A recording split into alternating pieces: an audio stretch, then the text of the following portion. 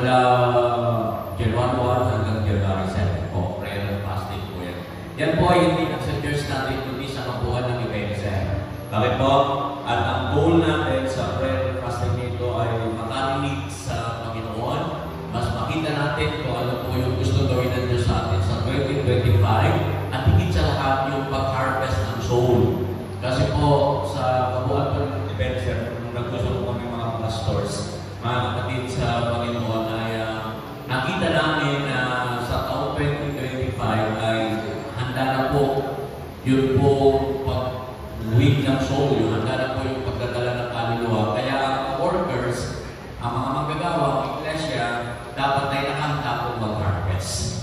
Kaya tayo nagpakaroon ng prayer and fasting, mga kapatid, para makita natin kung paano natin gagawin yun, kung paano tayo gagawa sa kilos at tutulong ng Banal na Espiritu. At siyempre, kailangan din ihanda natin yung ating sarili kasi hindi po yung ganun kadali. Katulad ng sinasabi ko doon sa mga workers, sa mga pastors, mga kapatid sa Panginoon na hindi papayag ang kaaway na mawalan siya.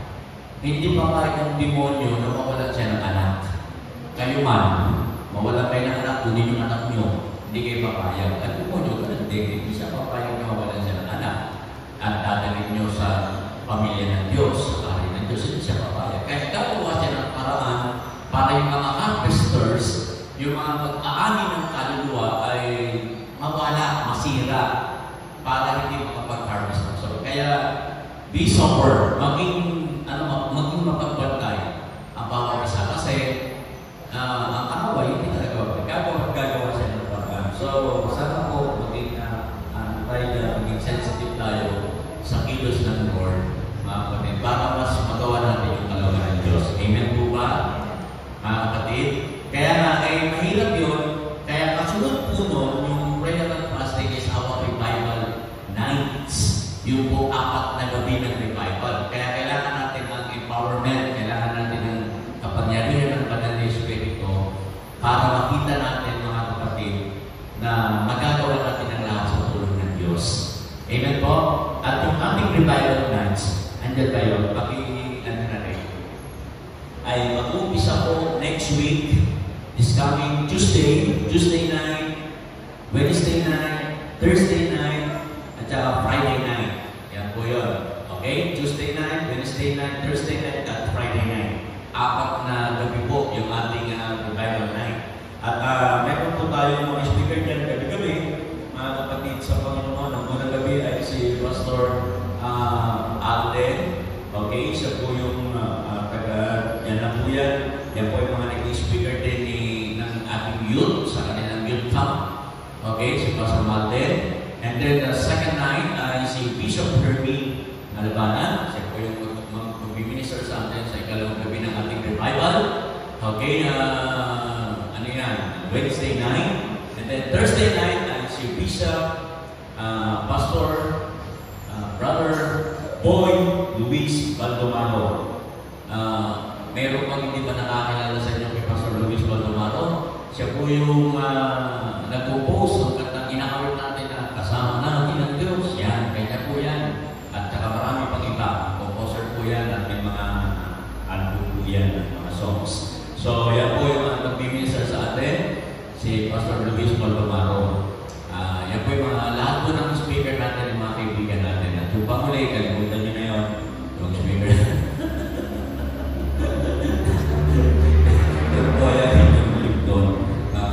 So, yan po yung 4 na gabi, mga kapatid sa Lord. Tayo po ay magbababad sa presensya ng Panginoon at lagi niyong tatandaan, pupunin ng Diyos ang bawat sa atin kung tayo po ay may hunger, meron tayong nagutuman sa presensya ng Panginoon. And pray na ang Diyos po ang magpala sa atin. Kaya yung 4 na gabi na yan, mga kapatid, makakasama natin ng ilang mga manggagawa sa buong Ebenezer at makakasama din natin ang Iglesia ng Nakar, ang ating pong Iglesia sa Nakar, sa pamamanan ni Pastor Ryan, makakasama natin din sila dyan. Hindi ko lang masabi kung anong gabi sila makalito. So, praise God, purihin ang Panginoon. Excited po ba kayo, mga kapatid sa Lord? Kaya sabi ko, Lord, talagang meron kang gagawin. Just prepare Spare us, Lord. Just prepare our hearts, prepare our minds, prepare mo lang yung aming mga buhay para mas ma-enjoy namin, mas maging malinaw sa amin kung ano po yung gusto mong gawin. Kaya pakisabi sa katabi, mga kapatid, ready ka na ba? Sa gagawin ng Diyos. Ayan. So, magpasalamat tayo na nakamit tayo sa 2025. So, yan lang, mga kapatid. At lagi natin magpantay. Yan ang lagi ko sinasabi. Magpantay at manalangin. Okay? So, ngayon po umaga nito, mga kapatid, ang unang mensahe na gusto kong dalhin sa inyo sa 2025, kung ako po'y nag-pray, sabi ko, Lord, bigyan mo ko sa mensahe na kailangan namin marinig at ito ay makakatulong sa kanila. At yun po ay pamamagitan natin na yan, kataon lang yan, mga kapatid sa Lord. The damage has been done. Okay? Nangyari na. Wala na. Nasira na. Okay? The damage has been done. So, it's irreversible. Wala na po. Hindi na pwedeng ibalik. Para ganito lang. Ang nangyari sa kahapon, hindi mo na pwedeng dalhin sa kasalukuyan. Amin po ba? Yung kahapon mo, tapos na yun. Okay? Hindi na siya pwedeng dalhin sa kasalukuyan at lalo sa ating bukas. Kaya, kung ano man, yung mga nangyari, mabuti man o masama, lalo na kung may mga damage na nangyari, it's irreversible. At yun ang malungkot, mga kapatid. Kaya sabi ng matatanda, mga kapatid, nasa huli ang pagsisisi. Diba? Yan yung sinasabi ng matatanda, mga kapatid, the damage is done. So, third things, mga kapatid, that we have done in the past, mga kapatid, na sa 2024, meron tayong nagawa na pinanginayanan natin na sana kung may babalik ko lang. But it's irreversible. Hindi na talaga pwede pang ibalik. So, nagkamali na, hindi na kayo baguhin, the damage is done. Okay? So, ano ba?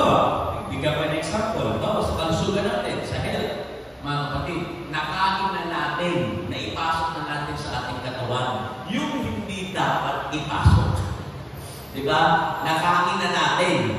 Kaya, ang nangyari, may kasakit tayo, nagkaroon tayo ng high blood, naging diabetic tayo, nagkaroon tayo ng iba't ibang sakit, mga kapatid. So, yun ay dahil may kinain tayo na nagtataas ng sugar natin, may kinain tayo na nagtataas na ang ating dugo.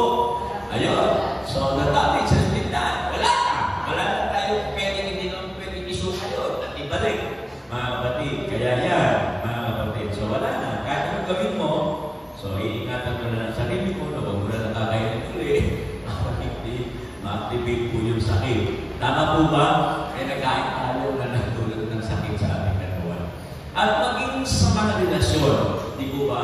Sa ating mga relasyon, mga kapatid sa Lord, sa ating magulang, sa ating kapatid, sa ating mga kakilala, mga kapatid, maaaring meron tayong napitawang salita na pinagsisiyan natin, pero wala na. At the damage has been done. Nasabi na eh. Nakapa yung asawa, nag-usap kayo, tapos dahil sa hit ng arguments, mga kapatid, nakapagdito pa ng salita na hindi mo sa asawa mo, yun, nakatanin niyo sa puso niya. Hindi na yung mababawi. Okay? At maraming mga mag-asawa, maraming mga nag-aaway sa relasyon ay historia. At ganyan na naman sinabi ko na yung dati ating historia. May mga historia sa dito. Kapatid, may mga historia na hindi mo makalimutan yung mga nakaraan. Kaya, ganyan, no? Tandaan sa dito. So, wala. Hindi na kaya pang gawin. Mga kapatid, kahit ang gawin mo, it's irreversible. Sa buhay natin, gumagawa tayo ng mga desisyon, pero minsan hindi natin nakikita yung effect mo. Pero, nararamdaman natin yung effect ng ating mga desisyon. Ang ating pag-usapan ngayong umaga ay paano ba natin malilimitahan yung masamang epekto ng ating maling desisyon ilabas doon sa 2024 para maging matagumpay tayo sa pagharap natin sa 2025. So, ulitin ko, it's irreversible, pero pwede natin limitahan. Damage control. Pwede natin yung sakit, yung epekto, yung consequence ng ating mga ginawa in the past, sa 2024, yung epekto nun, kaya natin limitahan. Bakit ko po yung sinasabi? Iyan po ang aking kukunin sa inyo, ibibigay ko mensahe sa inyo, ay ang bayan ng Israel, ang bayan ng Diyos, mga kapatid sa Panginoon. Ang Israel po, mga kapatid, ay meron silang isang desisyon na ginawa na wala na silang magagawa. Kaya hanggang ngayon ay nagkakaroon ng epekto yun sa bansa Israel. Okay? Yun ang ating pag-uusapan. Ano po ito, mga kapatid? Ang Israel po, nung time na sila po ay pinili ng Panginoon, wala kay Abraham, mga kapatid, pinangunahan sila, mga kapatid, ng mga propeta, tapos dumating po yung mga judges, yung mga hukom, mga kapatid, yung po yung mga nag-lead sa nila, si Deborah, si Barak, kung sino-sino pa, si Samson, yan po yung mga judges, mga hukom na nag-lead sa Israel. At ito ang natatanging bayan ng Diyos. Mga kapatid, naalala po ninyo, nung nakikipaglaban si David kay Goliath, wala silang, ang namumuno sa kanila, yung propeta, si Samuel, na pumili, mga kapatid, doon kay David, mga kapatid na makipaglaban kay Goliath, pero hindi pa siya king noon. Ngayon, ang Israel po, mga kapatid sa Panginoon, ay nakaramdam, mga kapatid, na parang sila lang yata ang bansa o ang bayan na walang king. Kasi nakita nila sa kanilang paligid, nakita nila sa kanilang mga neighboring countries, parang sila may king, bakit tayo wala, bakit buo, bakit prophet ang nagdilig sa atin. Kaya humiling sila ng human king. Humiling sila.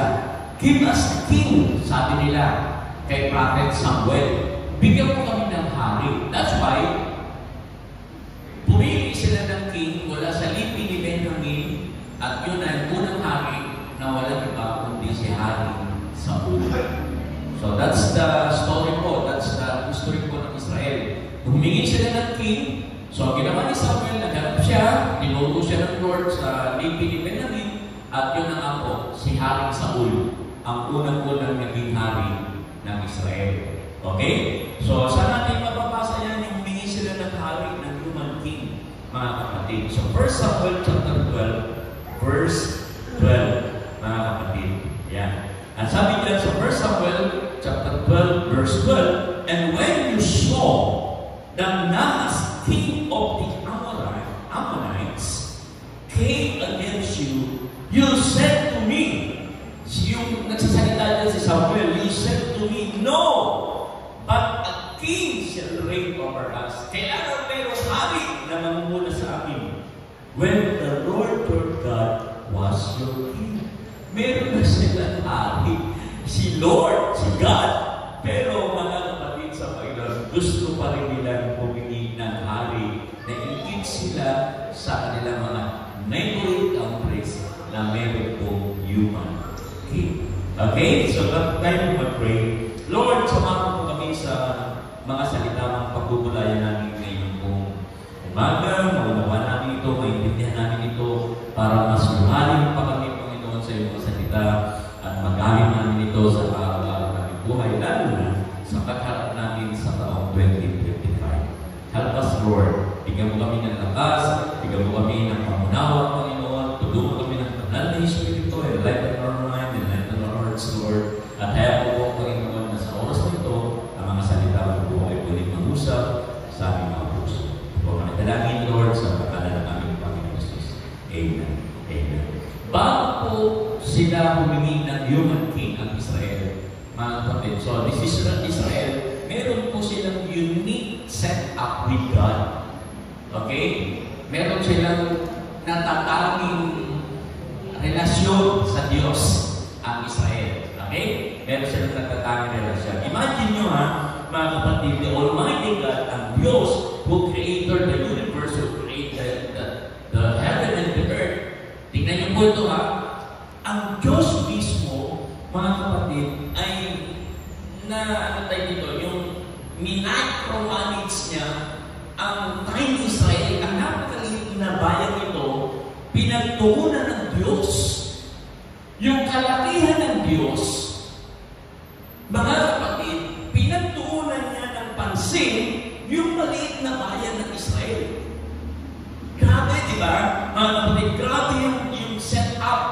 na ginawa ng Diyos sa bayan ng Israel. Mga kapatid, para ganito, kung ako nga ay isang Israelita, ma-privilege yun. Mga kapatid, napakalaking favor sa akin yun, nabigyan ako ng pansin ng Diyos. Hindi po ba? Hindi po ba kayo? Nakakapit sa Lord.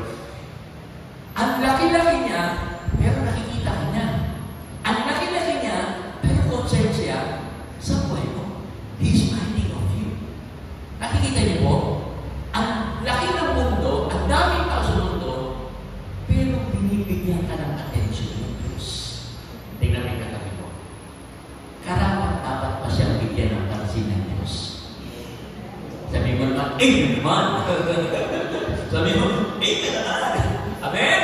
Diba? Si Lord talaga, mga kapatid sa Lord, ganyan siya. Mga kapatid, sa kanyang kalakihan, mga kapatid, binibigyan na ng pansin ng Israel.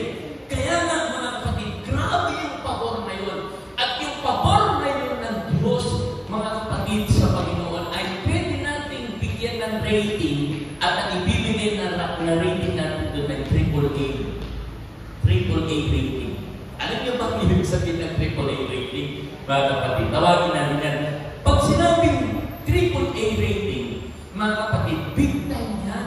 Sa anumang business, pag nakatanggap siya ng AAA, big time business yun.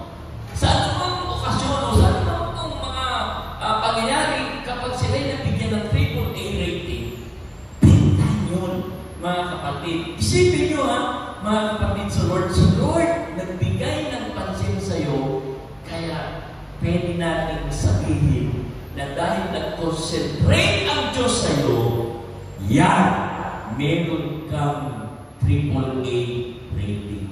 Big time ka. Sabi ulit sa katabi, big time ka.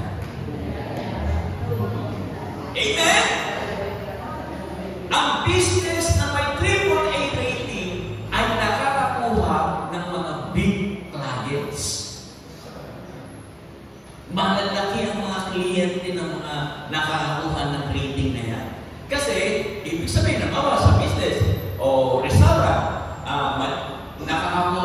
kumukuha sila ng permit sa mga sanity o kung kailangan malinis, kailangan masarap ang pagkain, kailangan maganda yung lugar, maganda yung atmosphere.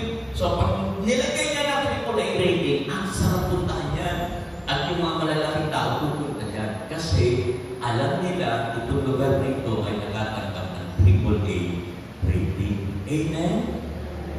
And here is God. Here is God, mga kapatid. Pwede namin bigyan ng AAA ang Diyos. Why? Mga kapatid, bakit pwede natin bigyan ng AAA rating ang Lord? Kasi He is our guide. He is our defender. He is our provider. A guide that will never go wrong. Amen po? A guide that will never go wrong. A defender that will never experience loss. And a provider that will never run out of supply. Amen? Yan po ang Panginoong Diyos mo. Yan ang Diyos natin. Amen! Nakakalimutan natin yan. Sa taong 2025, gusto kong sabihin sa iyo na yan ang Diyos na sasama sa atin. Our guide, our defender, our provider. Triple yan, mga kapatid sa Panginoon. Pero kahit ganyan ang Diyos sa Israel, isipin po ninyo kahit ganyan na ang Diyos sa Israel, humingi pa rin sila ng human king. Humingi pa rin sila ng human king. Hindi nila alam ang kanilang hinihingi.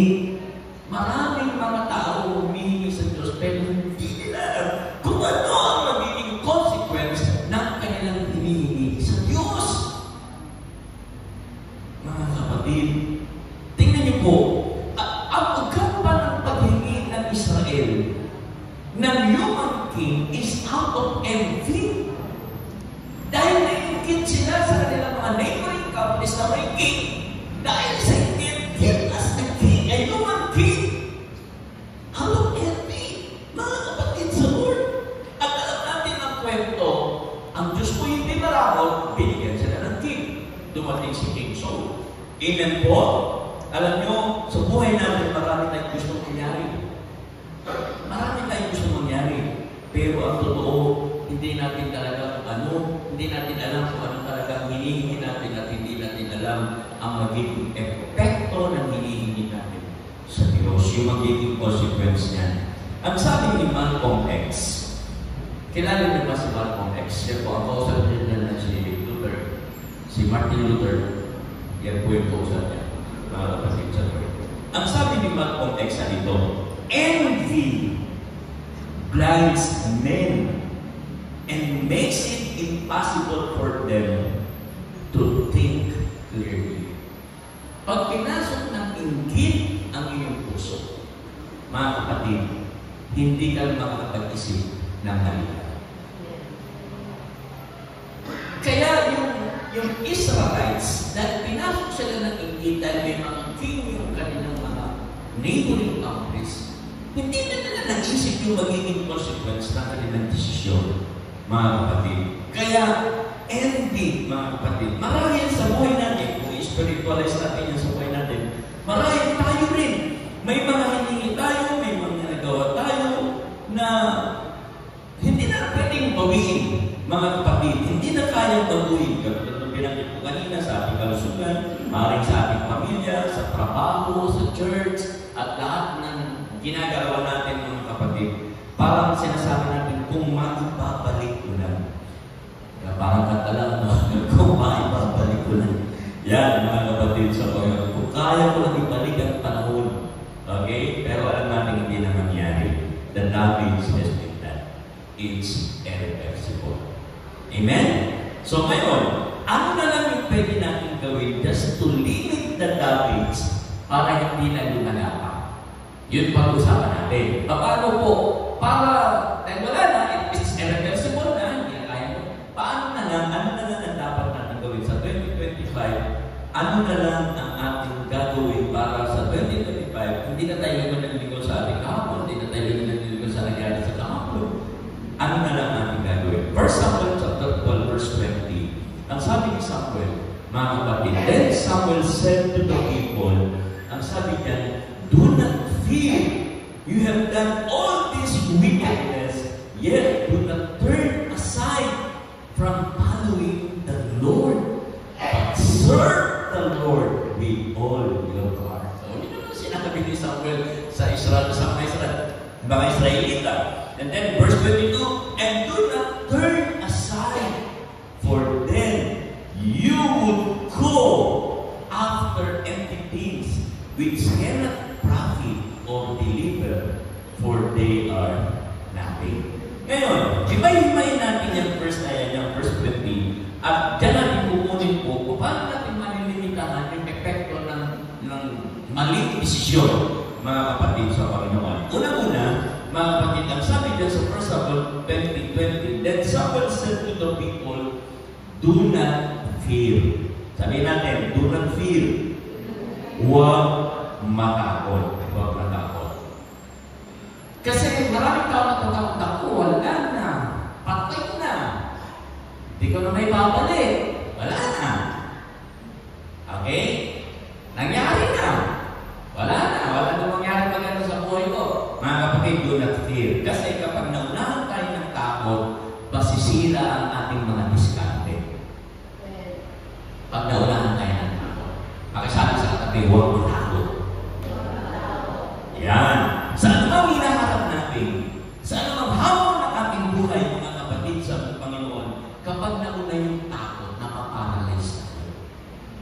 Ayaw na natin hawa. Ayaw na natin bumilos. Ayaw na natin mag-try, mga kapatid, kasi napaparalyze tayo dahil sa takot. So, do not fear. Church, huwag matakot. Alam niyo po, sa anong labanan, sa anong kompetisyon, minsan, may mga, nagkakapan yung mga naglalaban at nagtatakutan. Malaki ako, makanalan sa David Goliath.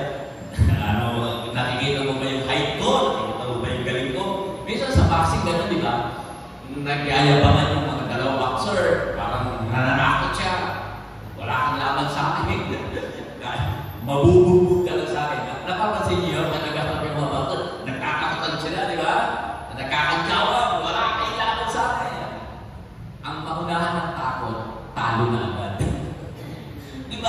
Unahan lang ng takot yan mga kapatid. Pag natakot ka, talo ka, mga kapatid, sa Lord. Naalala niyo ba, mga kapatid, nung pandemic, nung dumating yung pandemic, naalala niyo po yun. Hindi ko matanda pa ng taon yan. Last year o last year pa, mga kapatid sa Panginoon. 2020. Nung dumating po yung pandemic, mga kapatid, di ba dami natakot? Tignan mo yung katabi ko. Kasama ko ba ito? Di ba dami natakot ng pandemic, right? Andiyan po ba tayo? Maraming natakot, mga kapatid, namuhay sa takot ng mga tao. Kaya maraming tao na disalign talaga yung kanilang diskarte, na disalign talaga yung kanilang buhay. Hindi nila alam kung paano gagawin, mga kapatid, dahil sa takot na bago yung mga direksyon, yung mga plano, na kanilang gagawin, wala na. Nasira na lahat. And even yung mga traditions, nalimitahan, di ba? Yung Pasko, bawal na mga gatherings, yung Holy Week, yung araw ng mga patay, bawal na pumunta ng sekretary, ang hirap, mga kapatid, na bago po lahat yun, mga kapatid, dahil sa takot. Church, ano ba ang mga bagay na tumatakot sa atin? Ano ba yung fear natin? Ano yan, mga kapatid? Maraming tao, isa sa fear ng maraming tao ay ang takot na magkamali. Ulitin po, maraming tao takot magkamali. Pero, nagkakamali pa rin tayo. Di ba? Hindi pa na nasusubukan, umaayaw na. Natatakot, mga kapatid. Naalala ko naman sa pumunta kami sa 100 Islands sa Pangasinan, mga kapatid sa Panginoon. Meron doon isang cave, tatalong ka lang, tapos nagsarap na ng lagay mo doon sa ilog. Kaya lang, sabi ko, hindi ako pwede ko na dahil matulog mo. Sabi niya, nakasama ko, hindi, meron ka naman na yung likeness. Inunutan na yun. Nag-try ako ilang beses mo nag-try na. Gusto ko ito doon, pero hindi ko talaga nagawa. Ako na ako natapat. Sayang yung experience. Na-miss ko yung experience na yun kasi dahil sa takot. Hindi ko na-enjoy yung aking karoon doon. Yung kumantin yung pinaka-highlight nun. Sayang. Naunahan ng takot. Maraming tayo meron yung mga ganyan na sana kung hindi sana kung naunahan ng takot na experience ko sana yun. Isa pa yung paglakad sa tulay na glass. Sa glass, doon po sa Qatar na ay sa Dubai, pero doon, hindi mo makalakad. Kasi, makikita mo ilalim eh. May pero fight ako. Hindi ko kaya. Kaya yung iba nga, makakapit. Yung iba, baka tawid lang. Ang hirap, mga kapatid, may fear mga lahat tayo may mga fear eh. Mga kapatid. Kaya nag-miss natin yung mga ganon, mga kapatid. So, hindi pa naman talaga ako magkamali, mga kapatid, kaya namuhay sa takot. At pag nagkamali na naman, ang ginagawa ng iba, takot ng takot. Diba? Pag namali ng posisyon, pag namali ng gawa, ang ginagawa, itinatakot. Kasi natatakot silang ma-expose, natatakot silang sabihin yun, natatakot silang makorek, natatakot silang mapahiya, natatakot mapagalitan, ayaw ma-review. Kaya tinatago na lang. Natatakot kasi nalaglag eh. Nagkamali eh. Okay? So, tago-tago. Sabi sa katabi, isa ka ba doon? Okay? Marami nagtatago, mga kapatid. Kaya na, importante sa buhay natin mga anak ng Diyos na may mentor ka. Dapat may discipler ka. Amen? Amen po? Kailangan may nag-iingat sa'yo para maiwasan yung pagkakamali. Pag hindi ka nag-confide, hindi ka po naging open dun sa discipler mo, dun sa sino nag-iingat sa buhay mo, lalo sa buhay spiritual, lalo kang malalaglag, mga kapatid, sa pagkakamali. Pero kung may nagpe-pray sa'yo, meron kang taong kung saan open ang buhay mo, open yung lahat ng ginagawa mo, kahit mali, alam mo maintindihan ka niya, hindi ka niya i-condemn, nalilesen ko yung effect ng pagkakamali. Okay po, nalilesen siya. Parang, mas nagiging magaan yung pagtanggap. Kasi alam mo may umunawa sa'yo, alam mo may nagpo-protect sa'yo. Kaya yun ang kahalagahan, mga kapatid. Alam niyo po, if we fear one mistake, mga kapatid, it leads to another mistake. Yung isang pagkakamali, kapatid, pwedeng masundan pa ng isang pagkakamali pag hindi po yan natin naayos. Naintindihan? Mga kapatid, naalala ko sila, di ba? Nagkamali siya, nagtago, nasundan pa ng nasundan. Mga kapatid. Hanggang sa makasanayan natin na gumawa ng mali. Kaya maraming tao, sanay nang gumawa ng mali. Kasi, hindi niya naituloy yung mali, naitago niya, so lagi niya tinatago. Nakasanayan niya ng magtago, nakasanayan niya ng hindi magsabi ng totoo, nakasanayan niya ng magsinungaling. Sanay na siya. May mga tao ganyan na sanay ng magkamali. Pakasabi sa katabi, hindi ako yun. Okay? So, yun yun, mga kapatid. So, ganyan yun, mga kapatid. Alam niyo po, pag namuhay tayo sa takot, pag namuhay tayo sa mali, mga kapatid, kailanman hindi tayo makakaranas ng kapayapaan. Yung peace, mawawala at hindi natin makukuha dahil sa takot, mga kapatid. Kaya makikita niyo po, kahit masaya ka, kahit malungkot, kahit masaya, kahit maganda ginagawa, ando pa rin yung kapagawagan, walang peace, mga kapatid. Kaya, do not fear. Amen? Huwag matakot. Natural ang magkamali. Ang kailangan lamang ay may tawag uunawa sa ating pagkakamali. So, balik tayo sa verse natin. For Samuel chapter 2, verse 20. Then Samuel said to the people, number 1, do not fear. Second, you have done all this wickedness. Grabe, mga kapatid. Anong ibig sabihin niyan? To limit the effect of damage. Do not fear, number 1. Mahirap na yan. Mas mahirap ito. Admit mistakes. Mas mahirap yan. Mas madali ang magturo. Mahirap yung mag-admit ng mistakes. Mahirap sabihin na mali ako. Okay? Madalas, sinasabi natin, tama ako. Sabi ng iba, oo, ikaw ang tama. Ako, hindi nagkakamali.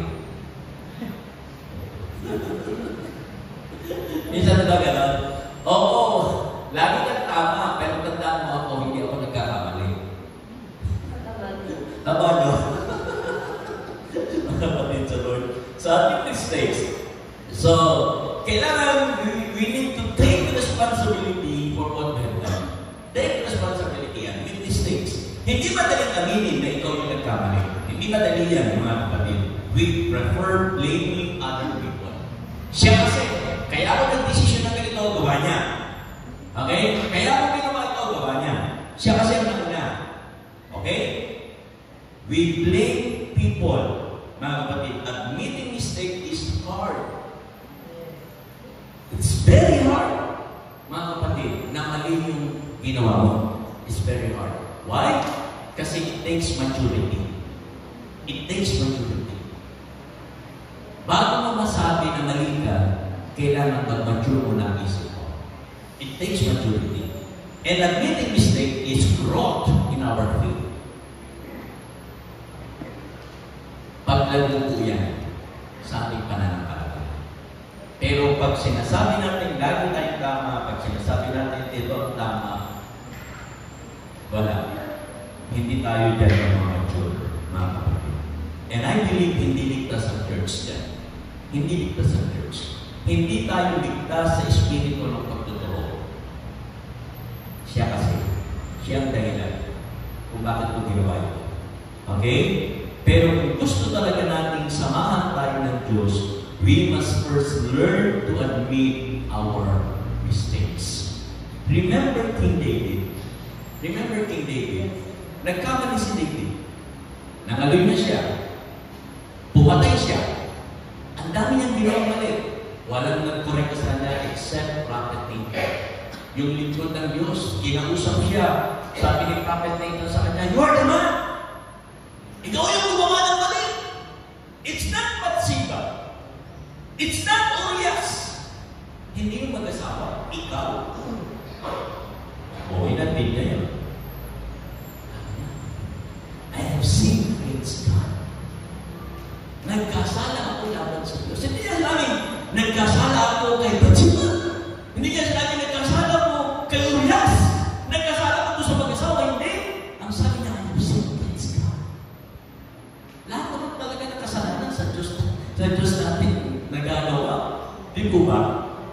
Mga kapatid, minsan hindi na aminin, mga kapatid, pero si David, mga kapatid, and we know the story, mga kapatid, kahit inadmit ni David yung pagkakamali niya, still suffered the consequences. Yung bunga ng kanyang maling ginawa, nagsuffer po siya. Pero ito po ang maganda kay David, mga kapatid, hindi nawala ang pabor ng Diyos sa buhay ni Haring David. Hindi nawala. Hanggang ngayon, yun pa rin ang sinasabi ng Bible kay David. Kahit nagkamali si David, ang sabi ng Bible, itong si David, mga kapatid, is a man after God's own heart. Hindi nawala yun. A man after God's own heart. Nagkamali, nagsuffer ng consequences, mga kapatid, pero yung pabor ng Diyos, hindi mo iwalay. Gusto niyo ba yun? Kaya lang, we must first learn to admit mistakes. Hindi yung nakakadali. Pero pag ginawa natin, yung pabor ng Diyos, sasama sa atin. Church, are you listening? Mga kapatid, bakit ba kasi napakahirap sa tao na aminin ang pagkakamali? Bakit ba? Balikan natin ang unang tao na nagkamali. Si Adan at saka si Eva. Alam natin yung kwento. Kinain ni Eva yung forbidden fruit. Kinain niya, tapos binigyan niya si Adan. Di po ba? Mga kapatid sa Panginoon. Ngayon, nung kumain na sila pareho, nung sumuhay na sila pareho sa Lord, ang kinonfront ni God, si Adan, hindi si Eva. Anong sabi ni Adan? Ni God kay Adan? Tingnan niyo po. Sabi niya, bakit mo kinain? Ano ang sinagot ni Adan? Genesis 3, verse 12. Ito yung sagot ni Adan. The man said, sabi ni Adan kay Lord, the woman you put here with me gave me fruit from the tree. So, I ate it. Kinain ko. Dalawa po ang sinisi ni Adan. Dalawa. Ulitin ko, dalawa ang sinisi niya. Ang una niyang sinisi, si God.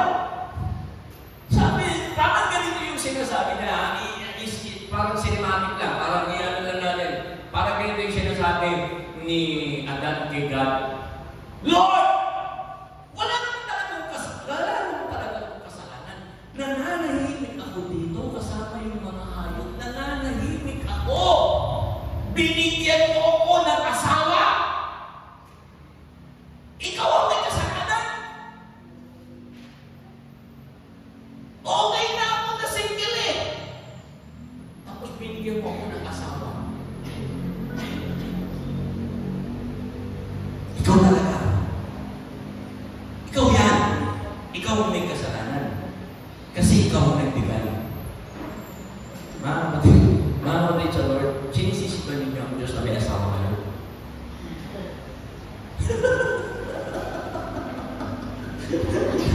Sinisisi nyo ba sa Lord? Lord, ikaw talaga eh! Nakakainin ako eh! Bigyan mo eh!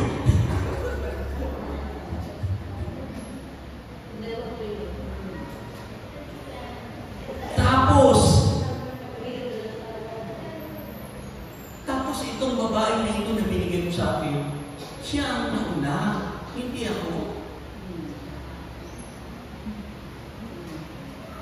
Siya talaga ako may kasalanan. Grabe no? Sipin niyo po yun, yung espiritu ng pagkotoo na kapatid. Hindi niya masabi na mali siya eh. Sinisi niya ang Diyos. Sinisi niya ang kasama niya. Diba? Ganoon na isa ng mga tao. Pag nagkakamali. Instead of admitting mistakes, marami siyang ginagamit na dahilan. Si Lord talaga eh. Si Lord talaga. Kung hindi dahil sa Lord,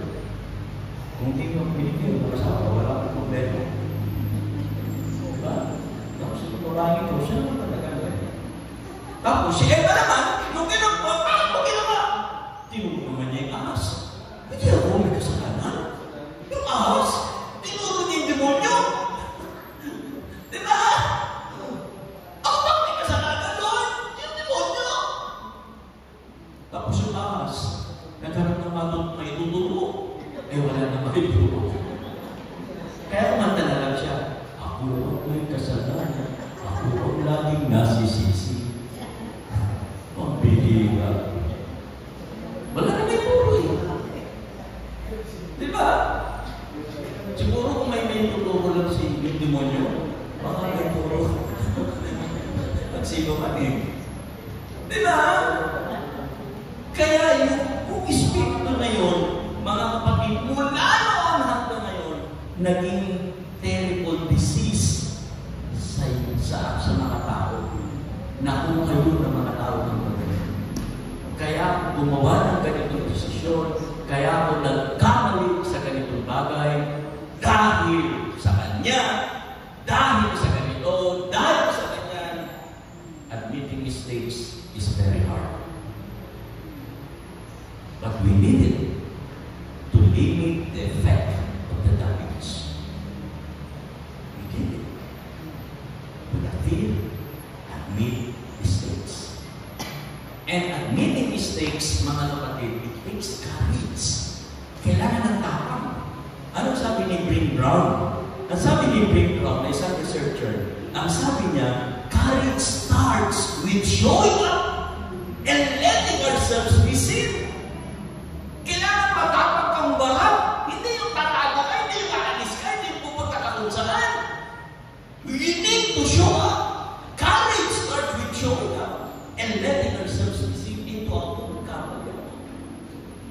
Maraming tao, mga kapatid, pag nagkakamali, takas ang takbo ng takbo. Kailangan harapin. Amen? Nung magkasala sa Adan at Eva, nagtago sila eh. Amen po ba? Nagtago sila. Nawalan sila ng courage to show up with the Lord. Parang, nakakatakot tumarap with Lord. Nawalan sila ng courage. Instead, mga kapatid, pag nagkakamali tayo, dapat tumarap tayo sa Lord at huwag magtago kung nagkamali. Amen? Kasi doon nag-umpisa ang lahat. Kailangan mo sa Diyos, huwag kang magtatakip o huwag kang magtatago. Mahirap din po ng dalawang ito.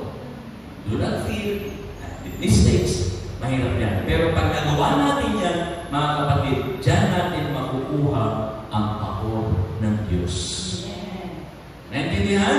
Mga kapatid, nagkakamali, pero huwag matakot. Nagkakamali, admit your mistakes, and receive God's favor.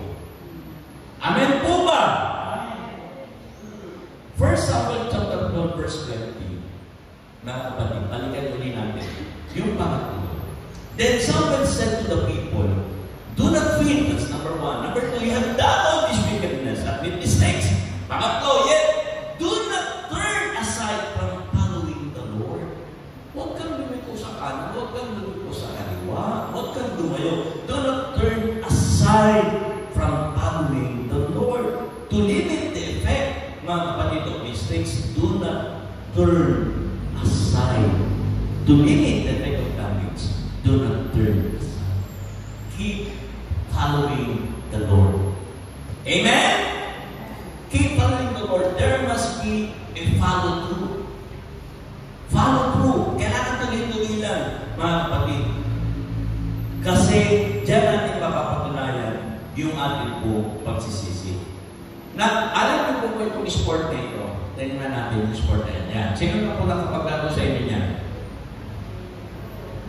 Sino na nakapaglaro ng bowling? Taas ang kamay, mga nakapaglaro na. Si Rio, si Pastor Rodrick, sino pa? Si Dave, sino pa mga nakapaglaro na ng bowling? Si Kuya Louie, si Ate Mary, nakapaglaro ka natin ng bowling. Si Sir Francis pa. Sino pa po ang nakapaglaro na ng bowling? Meron ng bowling alley dito sa ating lugar, sa Laguna. Dito sa Rapitan. May bowling alley. Saan? Meron. McDonald's. Ngayon. Ay, bakit ba yun? At present, wala na. At present, ano may alam na doon? Saan ba ito? Okay. Yan po pinakita ko sa inyo, dati niyan, yung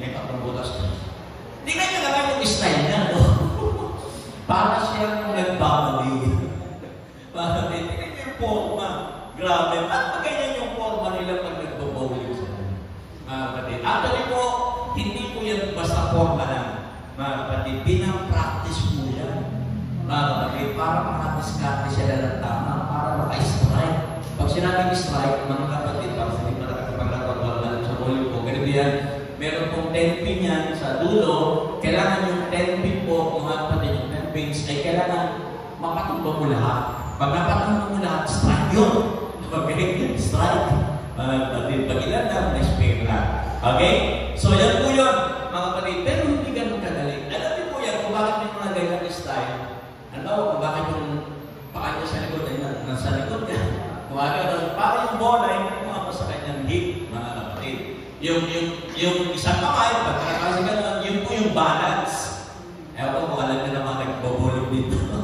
Baka yan, hindi basta makapagulong ka.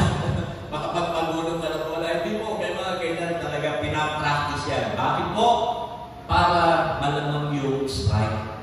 Malamang yung score. Mas maraming score ang magagawa. Bakit ko yan sinasabi, mga kapatid sa Panginoon? Kasi, kung basta ka lang babato ng bola, mga kapatid, hindi ka makaka-score. Kanal ang aabutin mo. Magkabilang kanal yan. Mga kapatid, merong kanal sa magkabila. Pag yung bola mo kapunta sa kanal, wala na, walang score. Okay? Ganyan din po ang paglilingkod sa Lord. There must be a follow-through in our service, in our following the Lord. Kasi, kung walang follow-through, madalas makakanal tayo. Mawawalan ng score ang ating buhay, mga kapatid sa Panginoon. Ano ba yung follow-through na binabanggit ko, mga kapatid? Ganito yan. Kasi kung minsan nagkakamali tayo, di ba? Tapos, hingin tayo ng tawad sa Lord. Pag hingin tayo ng tawad sa Lord, in-expect natin, i-bless tayo ng Lord. Amen po ba? Pero kung minsan, hindi dumarating yung blessing. Minsan nawawala yung blessing. Lord, akala ko ba nagsisinato? Akala ko ba bless na ako? Bakit wala? Ang tanong, pag hindi ka na binibless ng Lord, magpapatuloy ka pa sa Lord. Magpapatuloy pa ba tayo sa Lord? Pag nakakaranas tayo ng kagipitan, ng kahirapan, itutuloy mo ba yung paglilingkod mo sa Lord o magtatampo ka na sa Kanya? There must be a follow-through in our life. Mga kapatid, minsan naman si Lord, mga kapatid, dinidisiplina talaga tayo. Pero pag dinidisiplina tayo ni Lord, ano yung mararamdaman natin pag dinidisiplina tayo ni Lord? Magagalit pa tayo sa Kanya. Mga kapatid, you will turn to the left, you will turn to the right. Right, balik ka. Left, right. Maraming tao ayaw ng disiplina. Mga kapatid, nagagalit sa Lord. Si Lord naman, bakit ganyan, Lord? Okay naman ito Kaya si Lord, mga kapatid sa Panginoon, ganyan po talaga na doon sa buhay natin. Minsan, hindi tayo be-bless. Minsan, sa halip na-bless tayo, didisiplinahin pa tayo. Minsan, si Lord ganun Ganyan ang ating Diyos mga kapatid. Kaya lang naman, pag nararanasan mo yung pag-hold, yung pag-withhold ng Lord sa blessing, para sa'yo, kasi alam na kung kailan niya ibibigay mo sa'yo, pag naranasan mo yung paano ni Lord, Lord, ayaw mo na. Magkukumit ka pa ba sa Lord? Magkukumit pa ba tayo sa Lord, mga kapatid? Madalas, sa pagbato natin ng bola, nakakanal tayo, hindi na nakaka-strike. Silent sa left o sa right, doon pumunta yung bola, nakakanal po yung bola natin, mga kapatid. Ngayon, ang tanong lang, mga kapatid, magkukumit, may follow-through ba? Magpapatuloy pa tayo sa Lord? Sa 2025, mga kapatid, magpapatuloy pa ba tayo sa paglilingkod sa Lord? Ano po itong mga kanal na sinasabi ko, mga kapatid sa Lord? May mga kanal po, mga kapatid, na minsan nadadaanan ng ating bola, mga kapatid, at ito po ay una yung mga greener pasture, mga kapatid. Yung greener pasture po ay ito yung mas maganda ang blessing, mas maraming pera, mas maraming opportunity, mga kapatid. Kaya yung pangalawa ay yung better opportunity. Nakakanal yan, okay? Better opportunity. Siguro kung gagawin mo ito, okay to? Okay, and then lastly, mga kapatid, yung higher pay. Siguro kung gagawin ko ito, mas maraming lalaki pera ko, mas lalaki yung pera ko kaysa sa maglingkod sa Lord. Minsan yan, mga kanal, mga kapatid sa Panginoon na ino-offer ng mundo. Okay, kaya ang nangyari, sa halip na magtubig tayo sa Lord, sa halip na mag-follow through, kaya na magpatuloy sa Panginoon, minsan nakakanan yung buhay natin sa mga yan. Siguro mas maigit dito na naman na. Siguro mas maigit. Ito na bigyan ko ng time. Ito yung bigyan ko ng oras. Kesa bigyan ko ng oras si Lord. Hello? Ito wala yan. Then now, minsan, on the other side, yung kabilang kanal naman, mga kapatid, ito naman po yung mga issues in life. Mga kapatid, ano yung mga issues in life? Ito po yan, mga kapatid. Tingnan niyo po, mga kapatid sa Lord. Diba? Yan po yun, yung nagkakaroon tayo ng health issues. Medyo nagkakasakit na ako. Medyo dami na akong hindi magandang nararamdaman sa katawan ko. Maglilingkod ka pa sa Lord. Kung meron ng hindi magandang nararamdaman, mga kapatid. Yung family issues, minsan yung commitment natin sa Lord, hinahanap ng pamilya. Kaya minsan sabi natin, Lord, unahin mo muna ng pamilya, saka na ako magkukumit, saka na yung aking ministry. Family muna. Okay? Family issues. Kasi may problema yung pamilya ng Lord.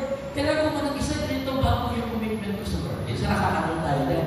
Okay, wala po masama doon. Kaya lang minsan, nakakalimutan natin yung commitment natin sa Lord. And then yung financial stuff. Yung financial issues. Lord, walang pera. Walang pamasahe. Lord, paano to? Okay? Financial issues. Yan po yan. Lahat ng yan, mga kapatid ay mga kanal na kung saan yung commitment natin ay natepes. Let me give you a testimony, mga kapatid sa Panginoon. Nung mag-commit ako sa Lord na maglingkod sa Ebenezer, mga kapatid, ang dami pong kanal na ino-offer ang mundo sa akin. Magaganda naman. Halimbawa, mga kapatid, alam niyo ba, nung malinig pa po yung mga anak ko, meron pong greener pasture, better opportunity, higher pay na in-offer sa akin. At ito ay isang Korean pastor, siyempre kasuntaray sa inyo. Sabi niya sa akin, Pastor, sabi niya, I want you. Sabi niya, gusto ko maging pastor ka doon sa lugar namin sa Korea. Because I know you, I know your dedication, I know your commitment sa Lord. And sabi niya sa akin, pag tatanggapin mo yung offer ko sa'yo, pagpapastorin kita sa Korea, bibigyan ka ng big salary, and given your age, yung tatlong anak mo, pag-aaralin namin sa Korea, sabi ka na, nakakaluda. Sabi ko, wow, better opportunity. Okay ko Okay ko. Eh, nung time na yun, mga kapatid sa Lord, sa church, nagkakaroon tayo ng financial crisis, talaga medyo hirap ng paglilingkod sa Panginoon. Nandito naman ako sa pamamanan, mga kapatid sa Panginoon, nung nag-umpisa pala ang church. Sabi ko, okay ko Sabi ko, maghanap na naman ng pastor ng kababanan. Dito na lang, siguro mas magiging magandang buhay. So, yan na! Ang hirap, mga kapatid. Pero alam niyo po, mga kapatid sa Lord, ang in-offer yan, kinusap ko ng Lord. And hindi ko gusto pumunta ka ng Korea. Lord naman! It's a better opportunity, Lord! Sabi ko, wow! It's a greener pasture. No. Stay sa desert. Sabi ko, ang dami po, mga kapatid na offer na ganyan. So, ayun na. Hindi lang yan, mga kapatid sa Panginoon, ng makabuhay ng papasok na, hindi na sa Korea, marami tayong mga kalitong pasok dito sa ako na hindi mo naman po babangkitin sa inyo kung anong church yan. Na ino-offeran ako. Actually, inaaway na ako ng mga pastor natin sa Ebenezer. Si pastor, kaya ganyan yan. Kasi, nagpaplano na yan, naiwanan tayo. Kasi po, may mga offer po ang ibang mga pastor sa akin na, Pastor, please help me. Ganun lang ang offer sa akin. Please help me. Para marami kang tandihan. Kasi mga kaibigan ko, please help me. Pwede bang tulong ako sa church? Ganun. Parang gusto niya akong kunin na mag-pastor sa kanya. And I tell you, sabi nga, bibigyan ka pa, may tinatagin ko sa church, tulobilin ko. Nakakatukso. Sabi ko, ano ba ito? Eh, nung time na yun, mga kapatid sa Lord, ang hirap ko na kasi nung time na yun, ako pa naman naglilingkod sa church, nag-train pa naman ng mga workers, nag-train pa naman ng mga leaders, tinutulong ko pala ng mga members, ganito, ganyan tayo dapat mag-lingkod. Nag-aaral pa Ang hirap, no? Ang hirap po yun eh. Para sa akin, kung may part, ang hirap yun. Kaya ko siguro, papasara ko sa isang church. Kaya ko, asa ako sa Alexander. Siguro, mas galing ang buhay ko doon sa church na yun. Hindi ka na ba nitigaw ng church? Mga kapatid. Pero alam niyo po, mga kapatid sa Lord, still, sabi ng Lord, stay. Stay. Nakinig lang ako sa Lord. At isa pa, kailangan ko nag-stay sa Jerusalem. This is my family. Ito ang pamilya. And I love you all. Mahal ko kayo lahat. Hindi ko makakaya na pumunta sa ibang church just for my own benefit at iiwan kayo. Hindi ko kaya yun. Dahil you are my heart. Mahal ko kayo. Mahal ko kayo. Andito yung puso. Siguro kung umalis ako doon, baka hindi ko na nakilala si Yasmin. Baka hindi ko nakilala yung papa sa inyo. Baka wala kami, baka hindi ko nakilala si Julia. Si Julia. Mga kapatid, commitment is very important. Follow through. Follow through. Kailangan mga kapatid sa Panginoon. Ang pagkilingkod sa Lord, hindi ganun kadali. Mga kapatid. Di ba? Kaya nung hindi ako matukso ng kaaway, isang kanal, binigyan ako ng health issues. Nakwento ko sa inyo, inatake ko ng thyroid, inatake ko ng vertigo. Ang hirap. Tatay ako dito, nag-iinom ko, di ko alam kung paano ko tatayo, paano ko mababa. Minsan may time na bumababa ko dito, inaafin ko dito. Parang hindi ko alam. Health issues. Mga kapatid. Ang hirap. Family issues, ganun din. Nagkaroon din naman ng problema sa aking mga anak. Family issues. Magpapatuloy pa ba ako? Maglilingkod pa ba ako sa Lord? Kung ganito, nagkaroon ka ng problema sa aking mga anak. Family issues. Nagkaroon ako problema sa aking mga kapatid. Nagbigay sa akin ng sobrang stress. Yung problema ko sa aking mga kapatid. Family issues. Hindi ka rin magkadali. Financial issues. Naranasan ko rin yun. Mga kapatid. Hindi ko alam kung saan kayo bukuha. Isang linggo, mga kapatid sa Lord, na wala kaming budget. Hindi kami binigyan ng church ng budget for 1 week. Alam na ni Sir Rans, kaya tanongin niyo siya. Isang linggo. Alam mo, si Sir Rans ko, sa kalikuhan ng bansa, sa kalikuhan ng ito. Yan ang sa Jesus. Ang hirap. Lord, gusto ko ng pagkita. Mga kapatid, ang hirap, mga kapatid, maglingkod sa Lord. Magte-train ka, magtuturo ka, tapos yung magte-train mo, yung tuturuan mo, mas gagaling pa sa Lord. Ang hirap, hindi ka kadali. Pero, follow through is very important. Follow through. Tuloy na. Kasi, importante yan. Church, kung sakaling dumating si Lord mamaya, huwag mo na kayo kasi nag-preach pa ako. Kung sakaling dumating si Lord mamaya, tapos tatanungin ka niya, anak, paano tinagpo ang commitment mo sa akin? Ano masasabi? Kung tatanungin ka ni Lord, anak, paano mo itinagpo ang commitment mo sa akin? Ano masasabi? Nung medyo okay, nagkita ko. Nung medyo may mga kanal ka, sorry. Paano kung sinabi ng Lord, anak, di ba umaawit ka ng I love you, Lord? Paano pinatutunayan yung kantang yun na I love you, Lord, sa akin? Paano yung pinatutunayan sa iyong paglilingkod sa akin? Ano sasabihin mo? Ano sasabihin mo sa Lord?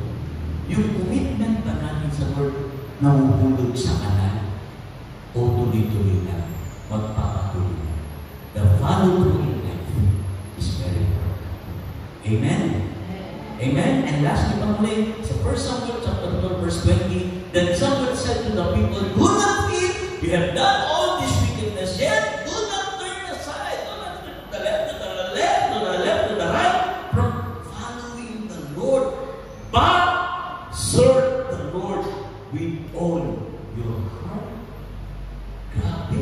Serve the Lord with all your heart. Amen? That's the limit defect of the rich. Tuloy lang sa paglilingkod sa Panginoon. Amen! Serve the Lord. Pag-sabi sa katabi, serve the Lord. Alam niyo po, nung pinag-aralan ko yan, yung word na serve, mga kapatid, ang Hebrew word niya, next slide please. Yung Hebrew word ng serve ay ito, abad. Hebrew word yan, abad. Parang pilido lang. Santos. Okay, alam niyo po yung abad, yung word na abad, mga kapatid, ang ibig sabihin niya is to enslave, to labor, to worship, to minister. Yan ang ibig sabihin niya. Serving the Lord, mga kapatid, is enslaving yourself to minister. Mga kapatid. So, paano papatunayan na mahal natin si Lord? Mga kapatid, we need to enslave ourselves to minister to someone. Enslave. Pag sinabing enslave, nakatali ka sa Kanya. Para maglingkod, hindi mo siya iiwanan. That's serving the Lord. You are enslaved to minister. Not turning aside your commitment. That's serving the Lord. Not turning aside your commitment. I'm enslaved to minister. That's serving. Pinamay katabi mo, enslave ka ba sa Kanya? Na hindi ka papayag na sa paglilingkod mo sa Lord, hindi mo siya makita. That's serving the Lord. You're enslaved to minister. Amen?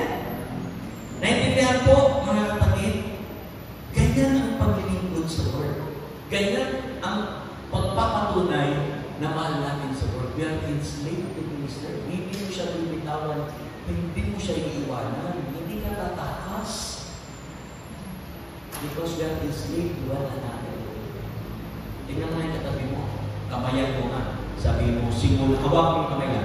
Sabi mo, simula ngayon, enslaved ako para sa iyo. Hindi kita bibitawan. Amen? That's it.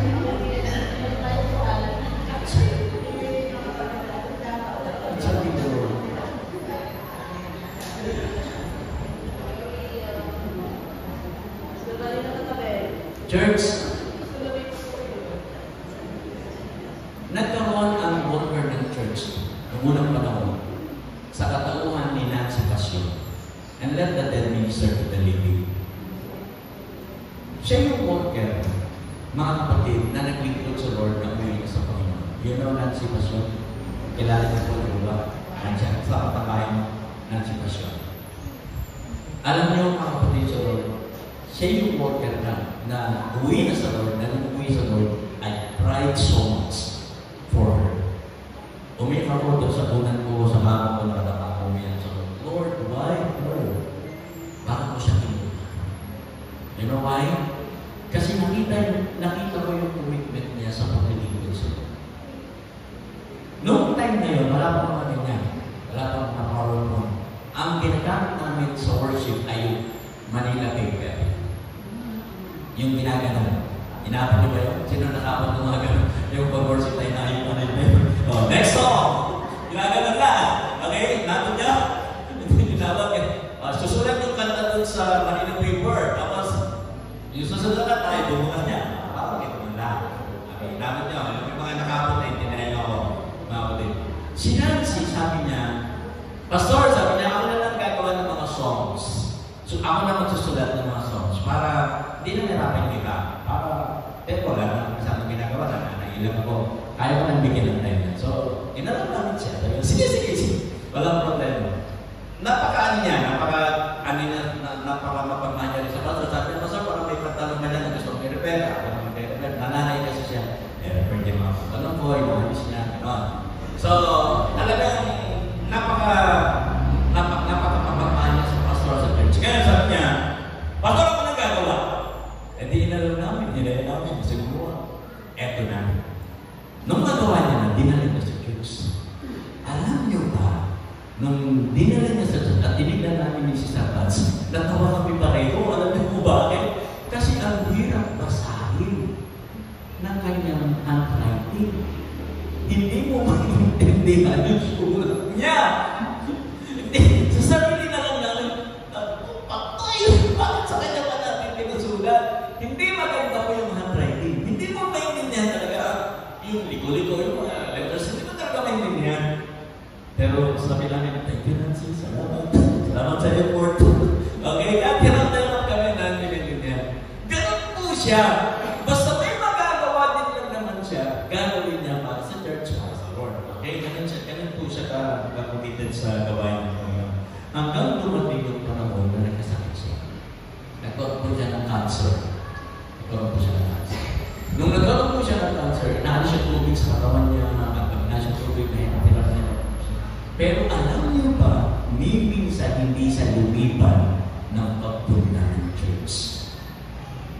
Mapagabi, mapaumaga, ano mang gawin sa church, nandito siya. Until na hindi na siya makalakad, siya po ay umuupo na sa wheelchair at nagpapahatid siya dito, naka-wheelchair siya, umahatid siya ng gawain ng naka-wheelchair. Mapaumaga, umahatid. Minsan, naranasan ko ako pa magtulak ng wheelchair hanggang din sa kanyang bahay. Mga kapatid sa Lord, grabe yung commitment niya. Noong nasa huling mga panahon na siya, na alam niya na pupunin na siya ng Lord, nag-usap kami. Sabi ko, Nancy, sabi ko, mamimiss kita pag umalis ka.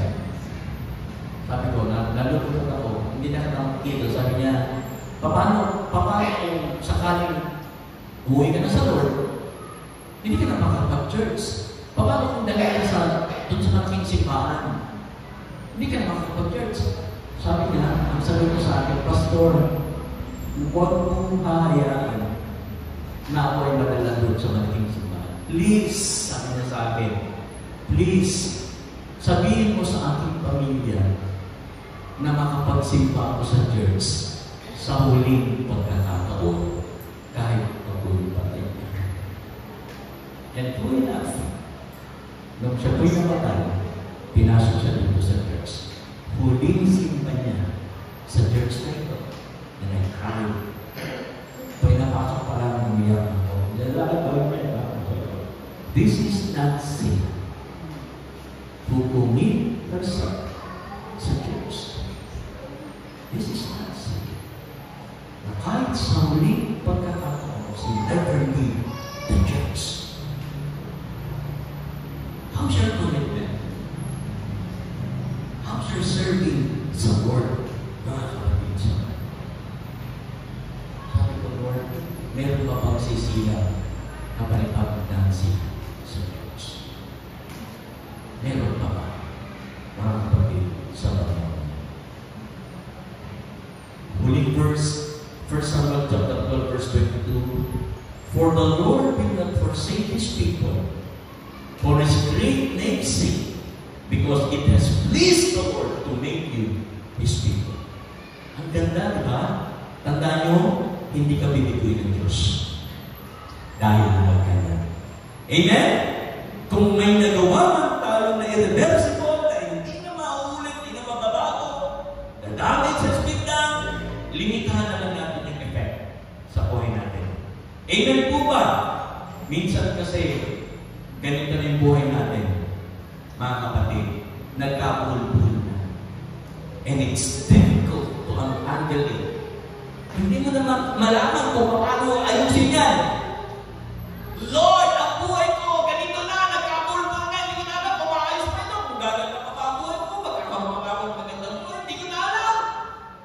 Eh, yung sinasuggest ng mundo, hindi putulin mo na lang. Di ba? O kaya, sabi ng mundo, bulbul na rin lang naman ang buhay mo, magdamay ka na lang. Idamay mo na lang yung iba.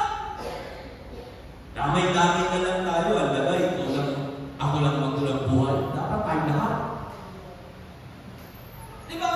Ang gulo-gulo na, mga kapatid, but let us not make it worse. Do not fail. Admit mistakes. Amen? Don't turn aside. Serve the Lord with all your heart. Church, kung nagkamali, aminin na, itigil na. Huwag nang ipagpatuloy pa. Let us find a road to recover. Kahit pa paano, bumawi tayo sa Lord. That's all stand. That's all stand. At diringin ko ni kay Sterilio na awitin ng awit na